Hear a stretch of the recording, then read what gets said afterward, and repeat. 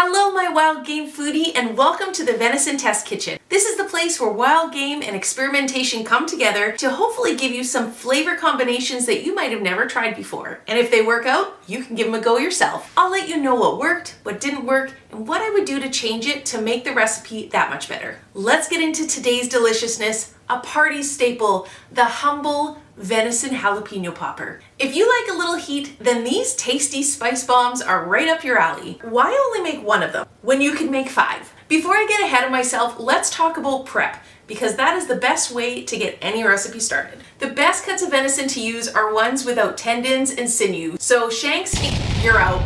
Backstrap, tenderloin, and round roast are all really great options instead. I used a trimmed up backstrap for this recipe for my 40 poppers. You don't have to make that many, but I had a lot of different flavors I needed to try. You'll need to cut them about 1/4 to 1/2 inch thick and about 1 inch wide. You want your venison pieces to be the same width as your jalapeno. Having your jalapenos all the same size definitely helps to make sure that there's even cook time. Make sure that all of the seeds and all of that white pith are out of the jalapeno. Take your cut jalapenos and soak them in some water. That way it's going to help to remove some of the bite that they have. When you're cooking them, if you cook them all the way, they definitely have more of a mild flavor than if you leave them still a little bit crunchy. Today I'm going to be using my oven to cook my venison jalapeno poppers, but my favorite way to cook them is on the barbecue. It is midwinter here in Saskatchewan, so being outside without a covered deck really isn't an option. I find on the barbecue everything heats up really evenly. Even the underside of the jalapeno is nice and crispy. Also, if you're going to cook it in your oven, you should put your jalapeno poppers on a rack on your cooking sheet. That is going to help that grease to drip off the base of your jalapeno. Let's talk about flavors.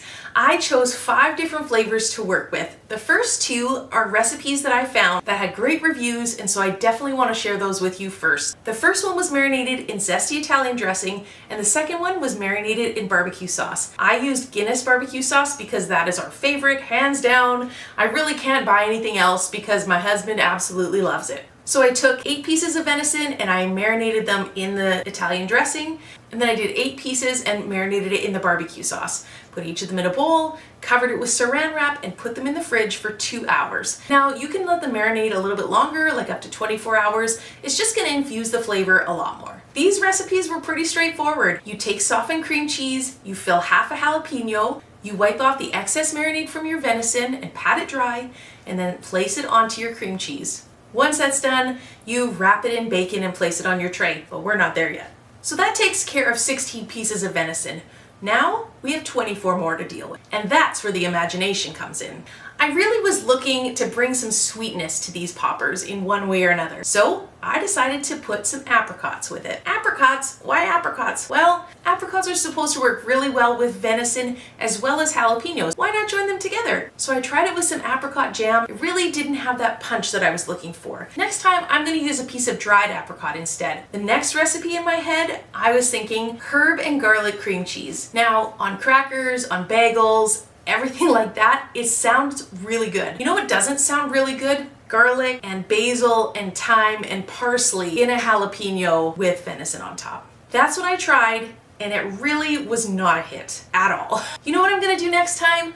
I'm gonna take my minced garlic, saute it in some olive oil, add in some chives and lime juice, and then mix that all together with some cream cheese. Now, doesn't that sound amazing? Like, my mouth is watering just thinking about it. That's what I would do differently. And last but not least, which was a total shot in the dark, was to take out the cream cheese entirely and just use goat cheese. I picked up this really great blueberry goat's cheese from Superstore, and it's awesome. We love it on crackers. It's a really good appetizer for a lot of things. It was okay. It wasn't phenomenal, and maybe if I had cooked the jalapenos a little bit more, then it would have married a little bit better. Who's to say? Maybe I need to just try it straight up again. However, I think next time I'm going to add a little bit of salt and probably a little bit of an acid into the goat cheese mixture, and then I want to marinate the venison in some lemon juice, balsamic vinegar, and some garlic. I think that's going to set this over the top. Now that I've told you all of the flavors, everything I do differently, what worked and what didn't work, let me tell you how to package everything up so it is ready for you to enjoy. After I tell you how to cook these poppers,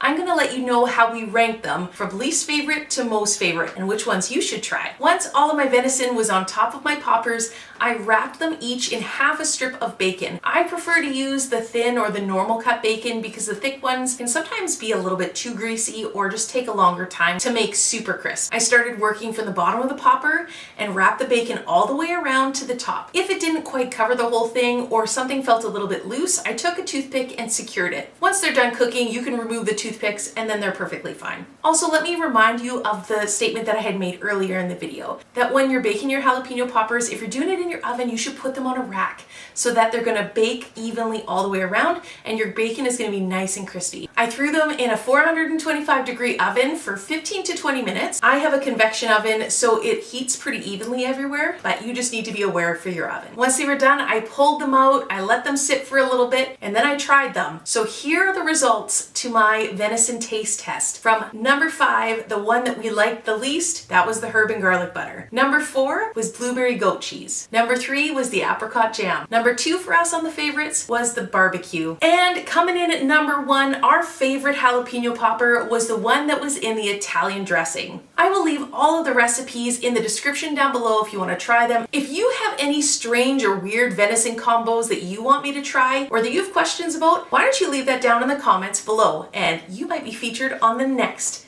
Venison Test Kitchen. Thanks for tuning into the Venison Test Kitchen today. Until next time, happy cooking.